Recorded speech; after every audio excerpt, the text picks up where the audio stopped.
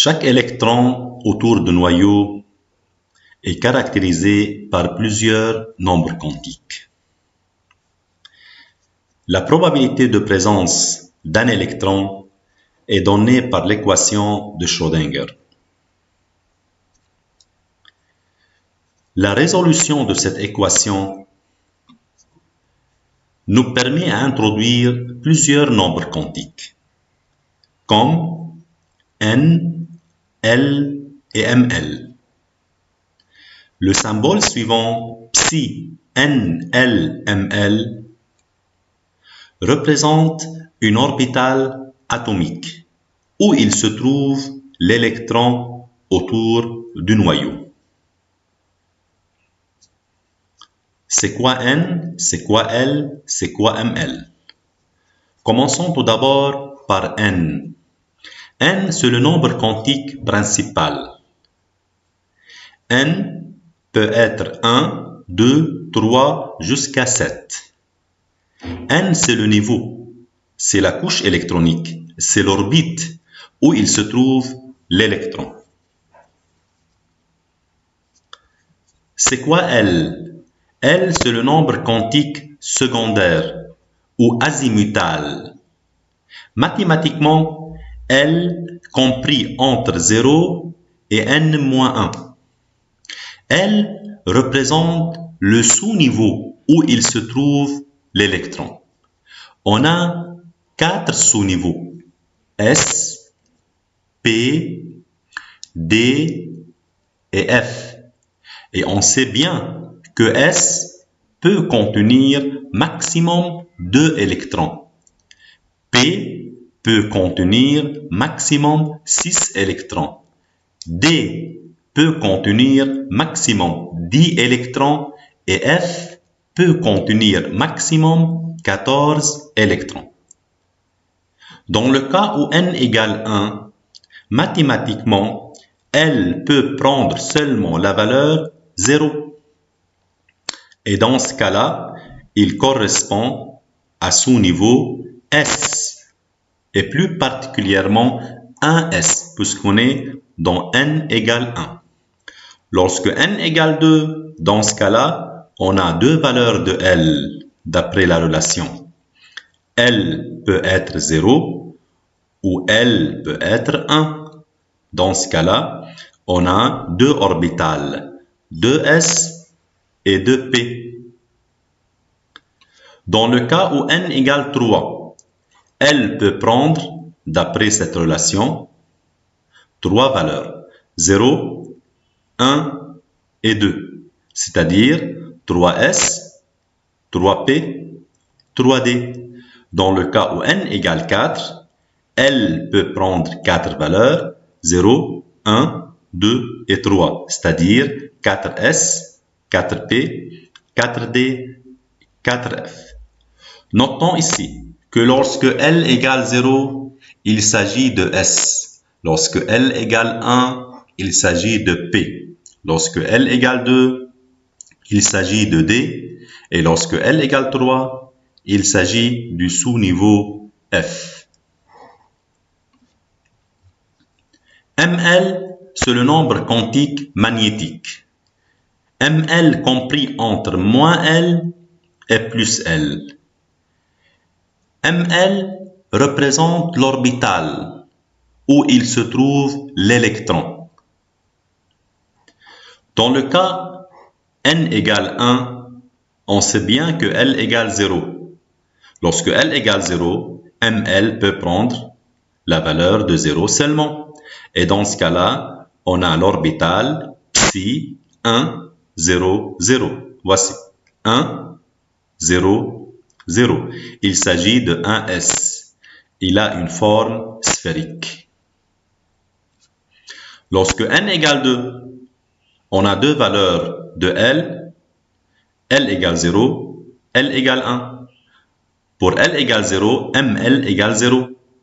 Pour L égale 1, ML entre moins 1 et plus 1, c'est-à-dire moins 1, 0, plus 1. Et on a 3 orbitales. Et voici les formes de Px, Py, Pz. À titre d'exemple, ce n'est pas à prendre par cœur. Lorsque n égale 3, on a trois valeurs de L, 0, 1 et 2. Et par suite, voici les valeurs de ML selon la relation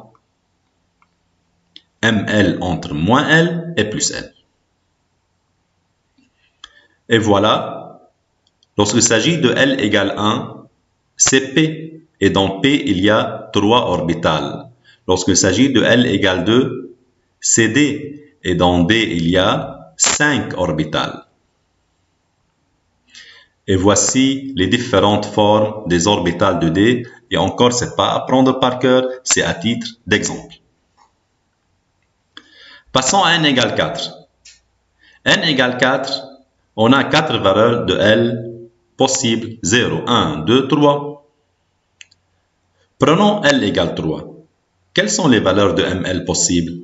D'après la relation, ML entre moins L et plus L, c'est-à-dire ML peut prendre les valeurs entre moins 3 et plus 3, c'est-à-dire moins 3, moins 2, moins 1, 0, plus 1, plus 2, plus 3. Au global, on a 7 orbitales. Notons ici que l'orbital peut contenir seulement 2 électrons. Et puisque S peut contenir maximum 2 électrons, c'est-à-dire dans S, il y a une seule orbitale. P, c'est P6. Maximum, il peut contenir 6 électrons.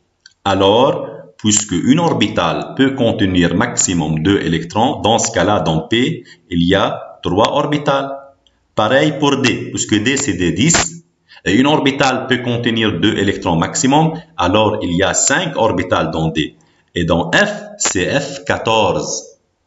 Puisque F peut contenir maximum 14 électrons, et une orbitale peut contenir maximum 2 électrons, alors dans F, il y a 7 orbitales. Il y a un dernier nombre quantique de spin qui s'appelle MS. Il définit l'orientation de l'électron, soit vers le haut, soit vers le bas. Notons ici qu'un électron est représenté par une flèche. Voilà, ça c'est un électron. Et le nombre quantique de spin MS peut être soit plus 1,5, soit moins 1,5, suivant l'orientation de l'électron. Et voilà, on a parlé de 4 nombres quantiques, N, L, ML et MS, qui caractérisent chaque électron. Il y a une remarque très importante. Dans un atome donné, 2 électrons ne peuvent pas être caractérisés par le même nombre quantique, N, L, ML et MS. Alors, autour du noyau, il y a des niveaux. Dans chaque niveau, il y a des sous-niveaux, S, P, D ou F, caractérisés par L. Dans chaque sous-niveau, il y a des orbitales, caractérisées par ML. Dans S, il y a une orbitale atomique. Dans P, il y a 3 orbitales atomiques. Dans D, il y a 5 orbitales atomiques. Dans F, il y a 7 orbitales atomiques. Et dans chaque orbitale, il y a 2 électrons maximum. Passons maintenant à la configuration électronique. C'est la répartition des électrons dans les différents sous-niveaux d'énergie. Il y a plusieurs règles à respecter ici. Commençons par le principe d'exclusion de Pauli. Tout d'abord, il faut noter bien que une orbitale atomique est représentée par un tiré. Comme vous voyez ici, un tiré, c'est une orbitale atomique. C'est une représentation. Et un électron représenté par une flèche. D'après le principe d'exclusion de Pauli, une orbitale atomique peut comporter au maximum 2 électrons de spin opposés. Un électron vers le haut et un électron vers le bas. C'est-à-dire, si cet électron a une ms plus 1,5, cet électron a une ms moins 1,5 de spin opposé. La règle de Hunt. Dans une sous-couche électronique, les électrons occupent le plus grand nombre d'orbitales atomiques possible. Prenons cet exemple. Si on a un atome qui se termine par 2p, on connaît bien que P contient 3 orbitales. Et on a 2 électrons sur P, par exemple.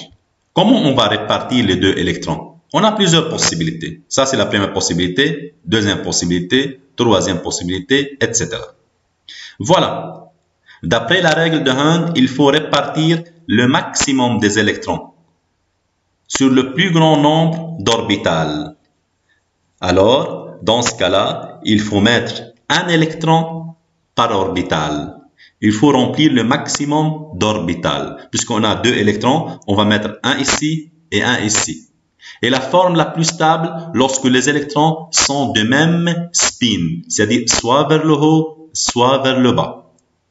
On n'a pas le droit de remplir maximum l'orbital ici et laisser les 2 autres orbitales vides, ou de mettre les électrons sur 2 orbitales de spin opposé. On remplit de cette façon un électron, un électron, un électron de même spin. S'il y en a encore des électrons, on remplit le reste dans le sens opposé, vers le bas, vers le bas, vers le bas. Principe de stabilité maximale. Occupation du niveau énergétique le plus bas. Voilà les diagrammes énergétiques. On connaît bien qu'il faut remplir les électrons du niveau le plus bas, c'est-à-dire 1s, 2s, 2p, etc. Et là, il faut parler du règle de Kleczkowski. Voilà la règle de Kleczkowski et comment on remplit la configuration électronique, c'est-à-dire comment on répartit les électrons sur les niveaux et les sous-niveaux. Voilà les parallèles. On commence 1s2, 2s2, 2p6, 3s2, 3p6, 4s2, 3d10, 4p6, 5s2, 4d10, 5p6, 6s2, etc. Prenons quelques exemples. Par exemple, si on prend le soufre S16, Z égale 16, le nombre d'électrons ici, c'est 16, puisque le soufre est neutre, n'est pas chargé. Voilà, Z égale 16, d'après la règle de Kleczkowski, 1s2, 2s2, 2p6, 3s2, 3p4, 2, 2, 4, 6, 10, 12, 16. Voilà. Au total, on a 16 électrons. Il y a 10 électrons de cœur. Ces électrons, on les appelle électrons de cœur car ils se situent entre le noyau et les couches de valence. La couche de valence ou la couche externe ou la couche périphérique, c'est 3 ici. Et par suite, on a 6 électrons de valence. 4 plus 2, 6 électrons de valence. Prenons un autre exemple. Le sodium Na 11, Z égale 11, 11 électrons, 1s2, 2s2, 2p6, 3s1, 10, 11. Si on souhaite écrire la configuration électronique de Na+, dans ce cas-là, il faut qu'on enlève un électron. Toujours Z égale 11. 11, c'est le nombre de protons. Ici, le nombre de protons, ce n'est pas la même que le nombre d'électrons, puisque Na est chargé. Ici, le nombre d'électrons, c'est 10. Alors, on enlève un électron de la couche de valence, c'est-à-dire la configuration électronique de Na+, devient 1s2, 2s2, 2p6. Prenons un exemple, Ni28, le nickel. 1s2, 2s2, 2p6, 3s2, 3p6, 4s2, 3d8. La configuration se termine par D. C'est un élément irrégulier. C'est un élément de transition. Tous les éléments qui se terminent par D, ce sont les éléments de transition. Ti22, 1s2, 2s2, 2p6, 3s2, 3p6, 4s2, 3d2. Et toujours, on suit la règle de Kleshkovsky. Il faut que la somme des électrons ici est égale à 22, puisque TI, c'est 22. Si on souhaite écrire la configuration électronique de TI 2+, il faut qu'on enlève 2 électrons. Ici, on n'enlève pas 2 électrons de 3d2, puisque la configuration électronique se termine par 3d2.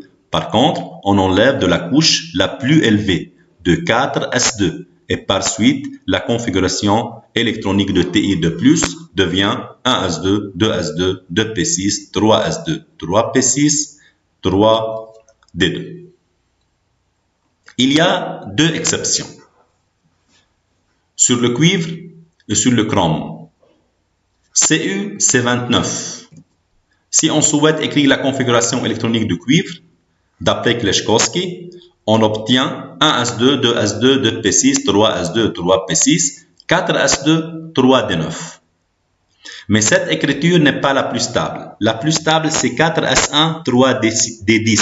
C'est-à-dire, un électron passe de S à D. Et cette écriture la plus stable, car D, dans ce cas-là, est pleine. Lorsque le 5 orbital de D est plein, il s'agit de la configuration la plus stable. Pareil pour le CR24. D'après Kleshkovsky, il se termine par 4s2, 3d4.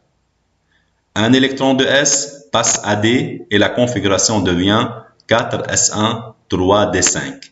Cette configuration est également la plus stable que 4s2, 3d4, car D est moitié pleine. Toujours lorsque D est moitié pleine ou complètement pleine, c'est l'écriture la plus stable.